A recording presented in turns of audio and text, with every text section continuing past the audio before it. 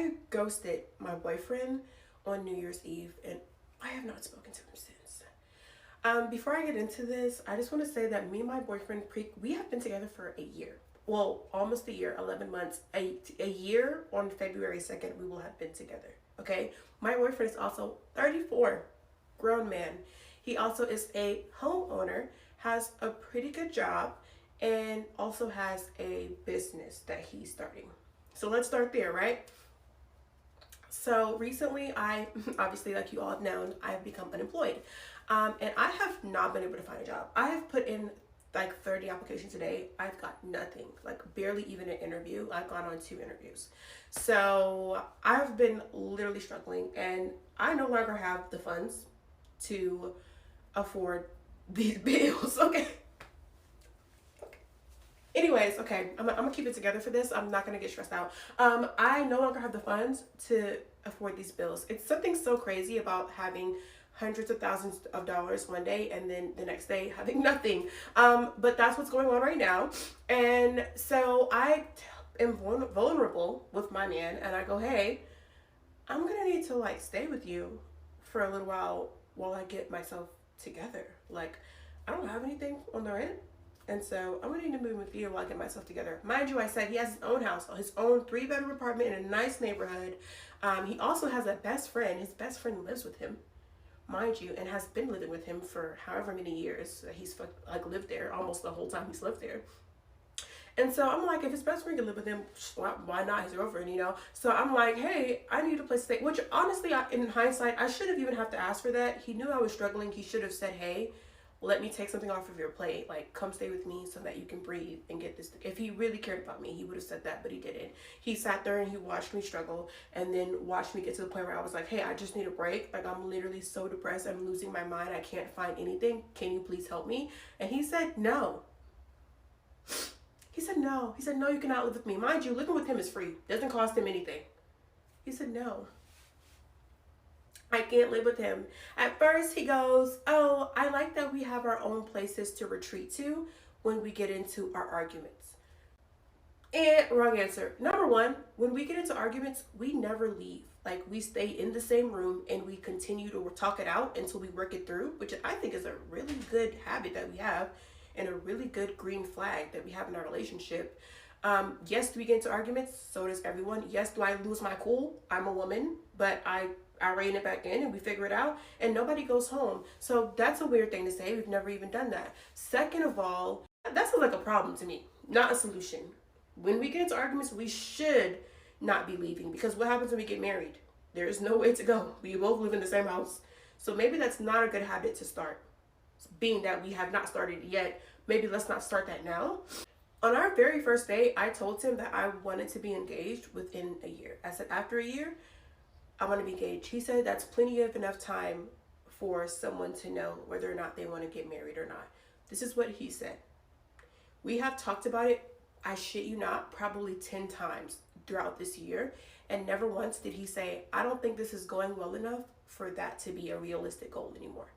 Never once did he say, hey, like, let's pump the brakes. I don't think that we're doing that well for it to get to that. So I'm thinking we're doing well. We're on schedule. After a year or a year and a half, we'll probably get engaged. Then he goes, I don't think I want to live with someone again until I'm married to them, which is some new boundary that he literally just made up, because he's never said that the whole time we've been together. And I go, maybe it's not a good idea that you live with someone after you already got married to them, because what if you guys are not compatible to live together and you don't know that until after you're already married? Then what? That's really dumb, actually.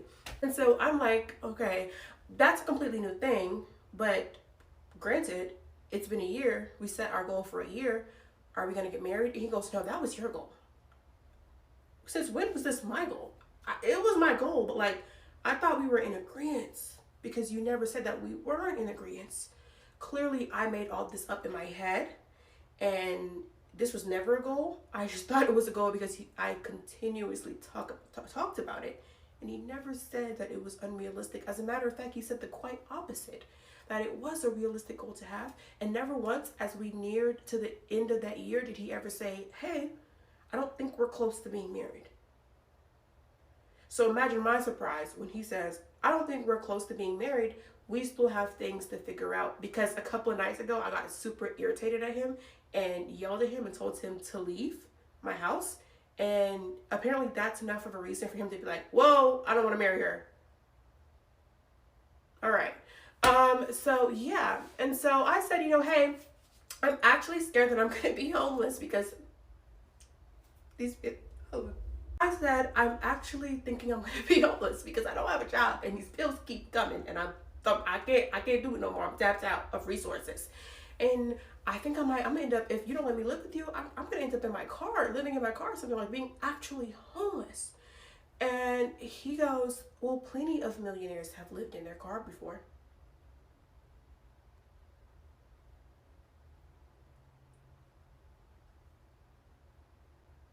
What the fuck? So basically he said, yeah, no, I'm not going to help you. I'm sorry that you're dealing with this. I know it's hard, but basically he told me that you never really do have anybody to depend on and you come alone in this world and you are your own person and you should be your number one priority because nobody else is going to be dependable, which I translated to, he is not someone I can depend on. Why would I ever marry someone that I can't depend on? I'm a dependable person. I've had friends that I've let stay with me, that I've given a place to stay for free, that I've been able to like say, hey, you can lean on me. Like, don't worry about nothing. Take a break. I got you. So if I can be dependable to my friends, you can be dependable to your girlfriend. It's not a crazy concept. Yeah, we do come in this world alone, but relationships are the whole reason of everything. You should be able to depend on the people around you, on your community. They should be people that you can say, hey, you do owe a responsibility to the people you love and the people you care about. And apparently he doesn't think that way. And I don't think I can be in a relationship with someone who doesn't think that way. And so I decided that I kind of ghosted him. I just stopped talking to him and I probably will never speak to him again. That really turned me off. And yeah, that's why I broke up with my boyfriend, because he said it was okay that I be homeless.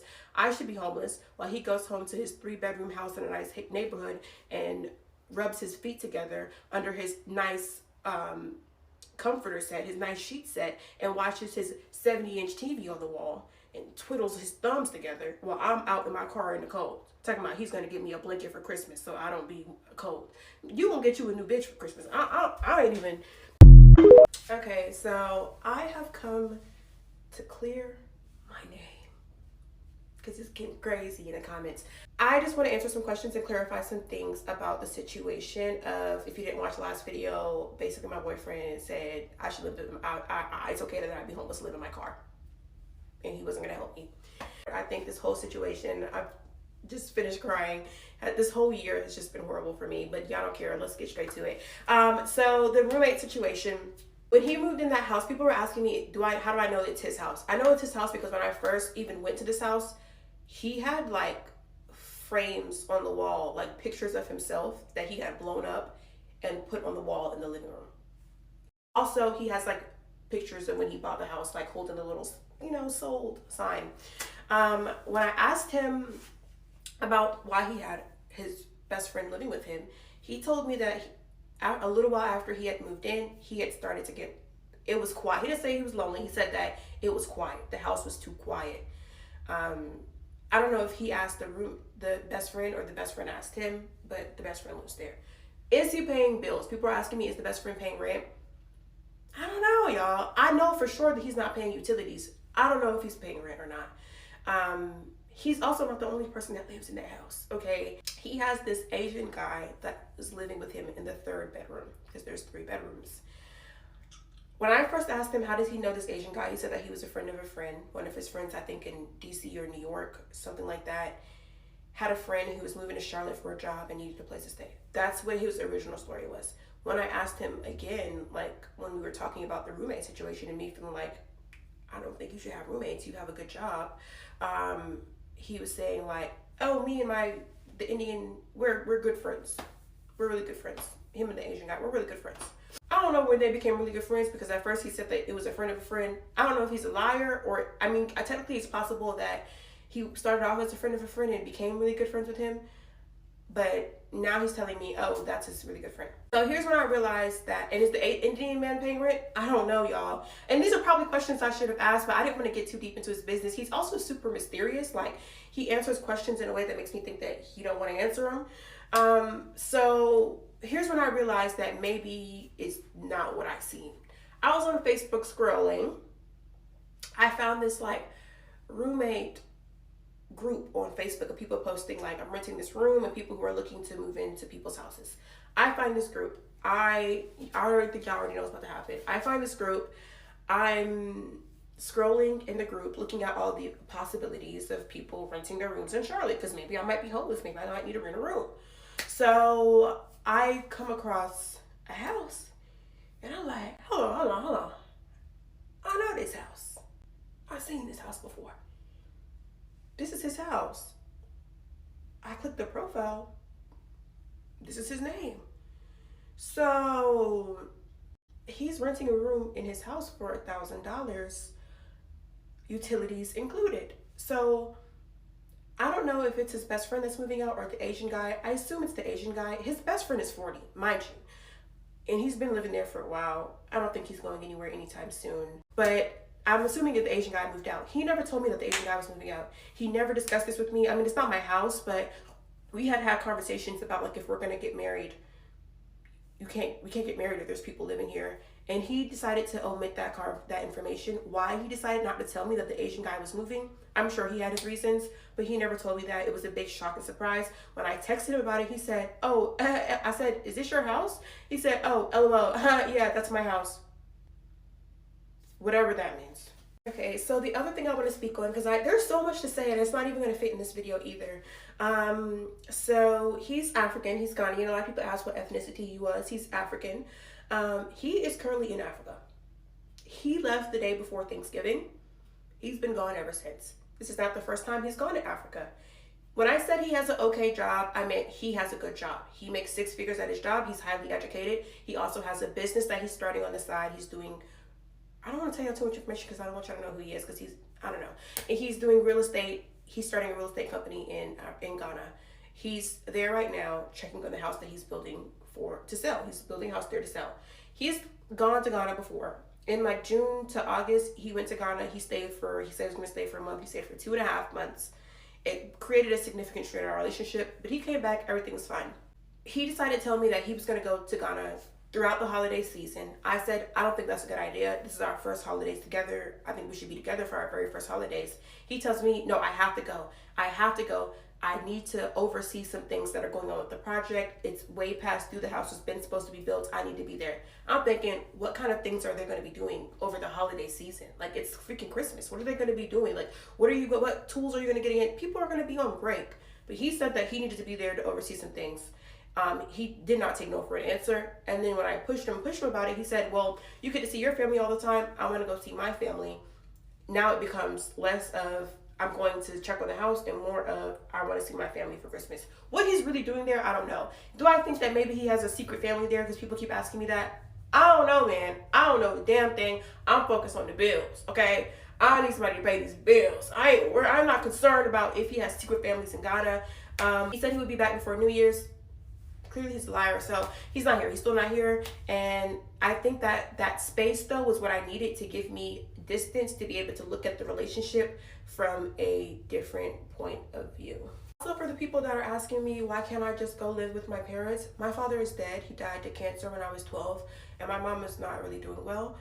Also, I live in a completely different state than all my family lives in, and I don't even know if I have the funds to travel to a different state. When we had the conversation about me moving in and I told him that I needed to move in with him, I asked him, y'all. I know I said in the video, but I asked him, I said if it was okay, and that's why he gave me the response that no, it's not okay. He ended up saying we're not moving in until we're married, so if you're ready to get married, I'm ready to get married. Really, that's not the proposal of my dreams. I don't know if it's anybody else's proposal, and I don't know if he was serious or not, but to say oh, we got married because I was almost homeless is not the proposal of my dreams. It was very demeaning for him to just say that, oh, let's just get married then. Since you're ready to move in, let's just get married. That was very demeaning. I didn't appreciate that. I didn't like that. And I felt like that was the catalyst for me to say, I don't, even if you offered me a place to stay right now, I wouldn't even move in, because now I feel like I've begged you for it. I don't want anything that I had to fight for. I don't want a man to do something for me because I begged him to do it. I want him to do something for me because he wants to do something for me. So if you don't have it in you, you're not my man. Maybe you're somebody else's man, but this isn't going to be for me. So thanks everybody for tuning in. Like, this is the highlight of my year because it's been horrible. It's been hard, but I thank everybody for saying nice things and backing me, because I was starting to think that maybe I was the one in the wrong and that I had unrealistic goals. So thanks everybody for saying that I was not asking for too much and he should have been there for me. So this has been a really humbling experience for me. This year has been the year of humbling, 2024, and hopefully we don't do this again, because baby, I ain't got you in me to be fighting. And just because I feel like now I have to, because people keep asking me, like, is this a skit? Did you make this up? Now I feel like I have to show proof. The conversation that I posted in the first original story time was mostly done over the phone. But let me show you the text message that he sent me when the first message I sent him saying, can we move in together? So this is the original text message of me saying, I guess I cut off the part where I asked him, but me being like, hey, like, I need to move in with you, unless you don't want me. I tried to be like, I tried to be respectful. I said, unless you don't want me there, like, I'll respect your boundaries. And he said, I doubt that's a good idea right now. We all have our personal space to go to when there are issues. Like I said in the original video, I prefer it that way. And then I was basically like, well, then maybe we should just start seeing other people. Because, like, at this point, I'm like, this is literally, y'all, I swear to God, I was blindsided. I literally did not think that he would say that. This is basically when he told me that the deadline that I set was self-appointed. And yeah, it was originally my idea. But like I said, I thought we had come to an agreement that we were both going to do that. This is where he admits that he agreed.